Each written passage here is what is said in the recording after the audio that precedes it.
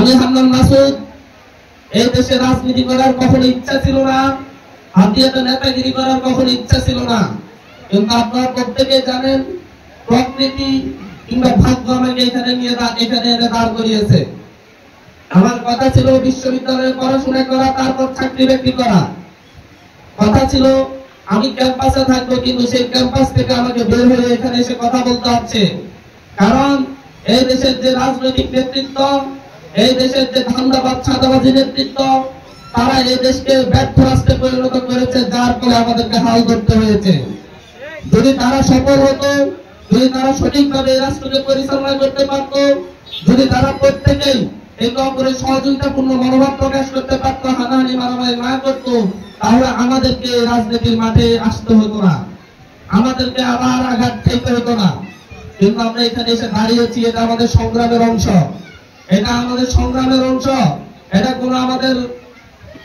কোনো মজার বিষয় নয়।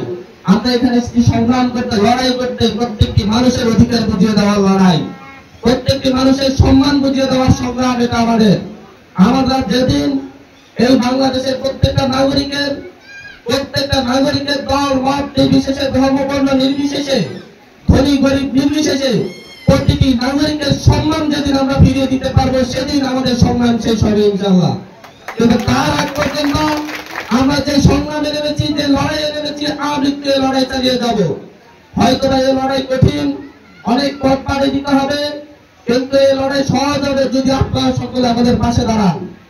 যদি আপনারা পাশে থাকেন, তাহলে আমরা মানুষের মানবিক মর্যাদা ফিরিয়ে দেওয়ার যে লড়াই, সেই লড়াই খুব সহজেই সফল হবে। শুধু একটা উদাহরণ দিচ্ছি, রাজনৈতিক নেতা মিছিল করে, তার মিছিলে যাওয়ার জন্য প্রত্যেকে জোর করে আমার মিছিলে যেতেই হবে, না হয় বাড়িতে থাকতে দিব না। কিন্তু তার মিছিলে না গেলে যখন হুমকি ধামকি দেয়, এর মানে এটা দ্বারাই সে আপনাকে কামলা ভাবে, মানুষ ভাবে না। সে আপনাকে যদি মানুষ ভাবতো, তাহলে আপনাকে হুমকি ধামকি দেওয়ার সাহস সে পেত না। রাজনৈতিক নেতা যেমন এই দেশের নাগরিক, আপনারাও সেইভাবে এই দেশের নাগরিক, প্রত্যেকে এই দেশের নাগরিক। হুমকি ধামকি দেয়, অন্য কারো পক্ষে কথা বললে হুমকি ধামকি দেয়, অমুকের পক্ষে কথা বলা যাবে না। আপনারা কি তাদের খান নাকি তাদের করেন? নিজে কামাই করে খান, কিন্তু তাদের কথাই চলতে হবে, তাদের কথাই উঠতে হবে, এমনকি তাদের কথাই কথা বলতে হবে। এর মানে হচ্ছে তারা আমাদেরকে দাস মনে করে, তাদের দাস মনে করে, গোলাম মনে করে। তারা আমাদেরকে গোলাম মনে করে, মানুষ মনে করে না। আমি সেই শ্রেণী থেকে উঠে আসা মানুষ ছেলে, আমি কোন বড় ফ্যামিলি থেকে উঠে আসা ছেলে নয়।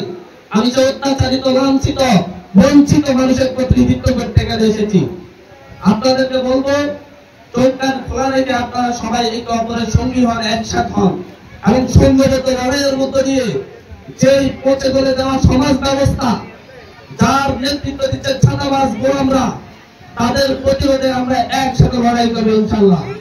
এবং এই পচে গলে দেওয়া সমাজ ব্যবস্থাকে ভেঙে তুলে নতুন এমন একটি সমাজ ব্যবস্থা কায়েম করবো, এমন একটি সমাজ ব্যবস্থা গড়ে তুলবো, যে সমাজ ব্যবস্থায় প্রত্যেকটা মানুষ মাথা উঁচু করে দাঁড়াতে পারবে, মাথা উঁচু করে বাঁচতে পারবে এবং মাথা উঁচু করে লড়তে পারবে ইনশাআল্লাহ।